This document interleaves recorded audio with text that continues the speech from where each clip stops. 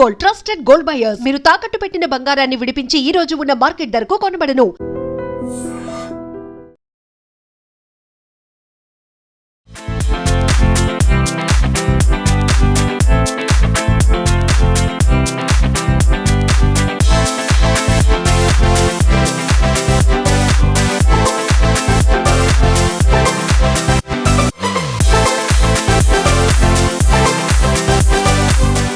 అందరికీ నమస్కారం.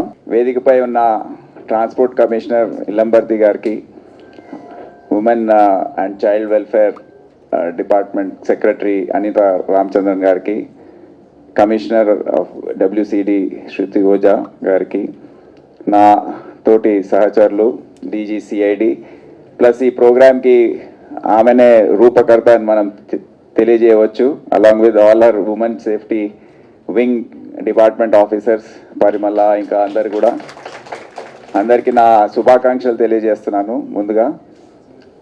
అదే కాకుండా Mahesh Bhagwat, DG law and order, ఇతర అధికారులందరూ, స్వాతి లక్రా, DG ఆర్గనైజేషన్ అందరు కూడా ఇక్కడ ప్రస్తుతం ఇక్కడ ఉన్నారు. అందరికీ స్వాగతం పలుకుతున్నాను.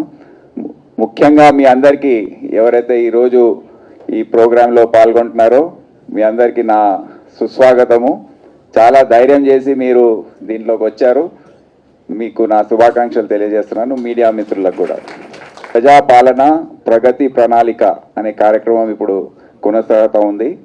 దాంట్లో భాగంగా మహిళల సాధికారిక ఏదైతే ఉందో, ఉమెన్ ఎంపవర్మెంట్ మరియు వాళ్ళ మహిళల భద్రత, వారికి ఆర్థికంగా సామాజికంగా ఏ విధంగా ముందుకు తీసుకెళ్లాలో ఇటువంటి కార్యక్రమాలు ప్రభుత్వం దాని గురించి లోతుగా ఆలోచించి ఈ 10 రోజుల పాటు దీనిపైన సరి అయిన కార్యక్రమాలు అవగాహన కల్పించాలని ఒక ఉద్దేశంతో ఈ కార్యక్రమం చేపట్టింది. దాంట్లో భాగంగా ఈరోజు మహిళలకు సంబంధించిన కార్యక్రమాలు ఉన్నాయి. దాంట్లో స్త్రీ రైడ్ అని ఉమెన్ సేఫ్టీ వింగ్ మరియు transport, women and child welfare department వారందరూ కలిసి ఈ కార్యక్రమం చేపడుతున్నారు. వారందరికీ నా శుభాకాంక్షలు. ఈరోజు 50 ఈ బైక్స్ మరియు 5 ఈ ఆటోస్ని ప్రారంభిస్తున్నారు. దాంట్లో ముందుగా మీరందరూ ముందుకొచ్చి మీకు డ్రైవింగ్ గురించి ట్రైనింగ్ ఏదైతే కల్పించారో మోవో గ్రూప్ వారికి నా అభినందన తెలియజేస్తున్నాను. ఎందుకంటే ఇది మహిళల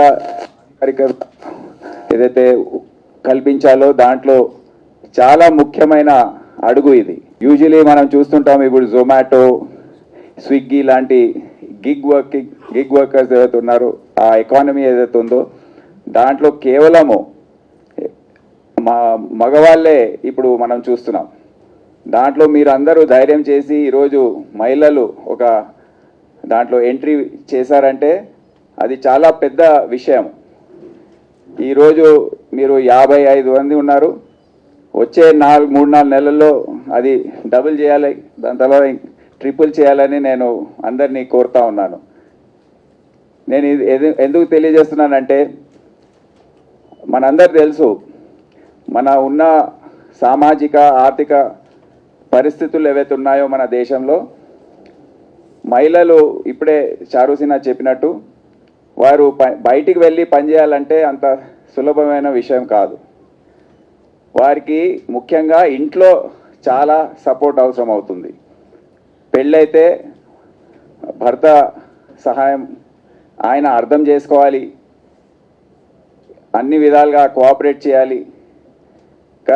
అదేగా పెళ్ళి కాకపోతే మళ్ళీ ఇంట్లో తల్లిదండ్రులు, వాళ్ళ అన్నదమ్ముళ్ళు ఎవరైతే ఉన్నారో వాళ్ళు సపోర్ట్ చేయాలి. ఇటువంటి పరిస్థితుల్లో కొన్ని ప్రోగ్రామ్స్ ఏవైతే మేము గతంలో చేపట్టామో, నాకు గుర్తుంది సైబరాబాద్ కమిషనర్గా ఉన్నప్పుడు she cabs and she taxis అని ఆ రోజుల్లో ప్రారంభించాము. అది దాదాపు ఒక 2 సంవత్సరాల వరకు కొనసాగింది. దాని తర్వాత మేము నోటీస్ చేసింది ఏంటంటే మెల్లమెల్లగా మీకు ధైర్యం తగ్గిపోవడం, మీకు సపోర్ట్ తగ్గిపోవడంతో మెల్లగా ఆ ట్యాక్సీస్ అన్నీ కూడా, ఆ క్యాబ్స్ ఏవైతే తీసుకొచ్చారో దాన్ని విత్డ్రా చేసి మరి ట్రాన్స్పోర్ట్ డిపార్ట్మెంట్ ఆధ్వర్యంలోనే జరిగింది ఆ ప్రోగ్రామ్. అప్పుడు సందీప్ సుల్తానియా ట్రాన్స్పోర్ట్ కమిషనర్, నేను సైబరాబాద్ సిపిగా ఉన్నప్పుడు అది చేపట్టారు. నేను ఎందుకు తెలియజేస్తున్నానంటే ఇదే ఉదాహరణ, ఇదే ఎక్స్పీరియన్స్ ఏదైతే ఉందో నాకు సిటీ పోలీస్ లాంటి సంస్థలో నేను చూశాను. 175 సంవత్సరాల చరిత్రలో ఒక ఉమెన్ ఇన్స్పెక్టర్ ఎప్పుడు కూడా లా అండ్ ఆర్డర్ ఎస్హెచ్ఓగా లేరని తెలిసింది. నేను అప్పుడు దాదాపు ఒక 25 మంది ఉమెన్ ఇన్స్పెక్టర్స్ ఉన్నారు సిటీ పోలీస్లో. వారందరినీ పిలిపించాను. నేను చెప్పాను, ఇది మీరు దాదాపు మీకు 33% రిజర్వేషన్ ఉంది. ఇప్పుడు మీరు ఉండొచ్చు ఒక 7-10% వరకు. కానీ మీరు ముందుకొచ్చి ఎస్హెచ్ఓ పోస్టులు చేయకపోతే మళ్ళీ మిగతా వారికి మీరు ఏ విధంగా ఒక ఆదర్శంగా నిలబడతారు? వాళ్ళకి ఎగ్జాంపుల్స్ ఏంటి? ఎవరిని చూసి వాళ్ళు ముందుకు వస్తారని వాళ్ళని అడగడం జరిగింది.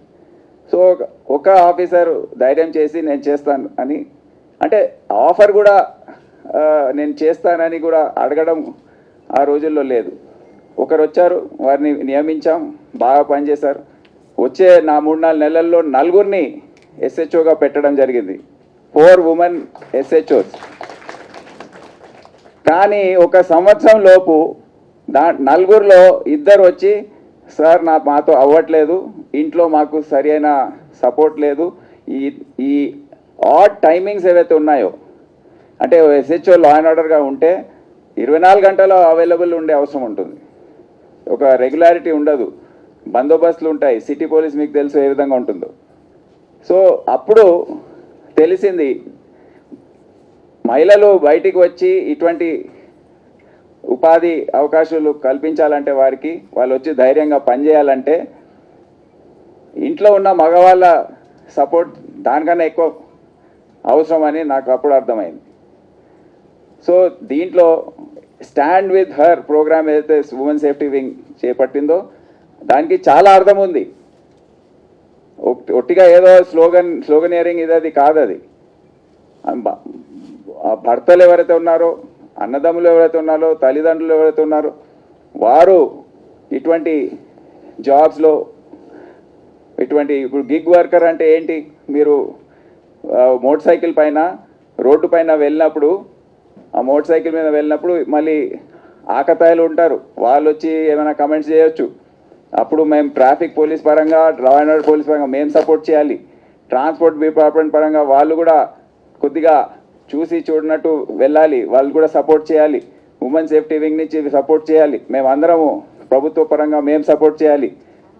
అదే కాకుండా మీరు ధైర్యంగా, నా అపీల్ ఏంటంటే ఇటువంటి చిన్న చిన్న కష్టాలు వచ్చినప్పుడు ఇది బాగాలేదని వదిలేసిపోవద్దు, మీరు ఆదర్శంగా ఉండాలి. ఎందుకంటే నేను ఒక ఎకనామిక్ స్టూడెంట్ని, ఆర్థిక శాస్త్రం ఏదైతే ఉందో సింపుల్ లాజిక్ ఏంటంటే 50% మన జనాభాలో 50% వరకు మహిళలే ఉంటారు కదా. 50% పని చేయకపోతే మన జిఎస్డిపి ఏదైతే ఉందో అది 50% తగ్గిపోతుంది. సింపుల్ లాజిక్ కదా. మీరందరూ ముందుకు వచ్చి పని చేయకపోతే, ఇటువంటి ఎంప్లాయ్మెంట్లో మీరు పాల్గొనకపోతే, మీరు ఎకానమీ డ్రైవ్ చేసే ఏవైతే అంశాలు ఉన్నాయో దాంట్లో మీరు పాల్గొనకపోతే మరి మన దేశ ప్రొడక్టివిటీ ఏదైతే ఉందో అదే విధంగా తగ్గిపోతుంది.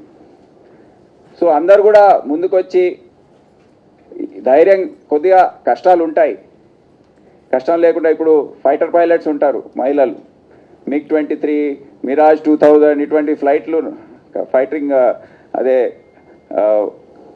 యుద్ధాల్లో వెళ్ళే విమానాల్ని నడుపుతుంటారు. కష్టాలు ఉండవా? మళ్ళీ ఎంత రిస్క్ ఉంటుంది, కానీ ధైర్యం చేసి వస్తున్నారు.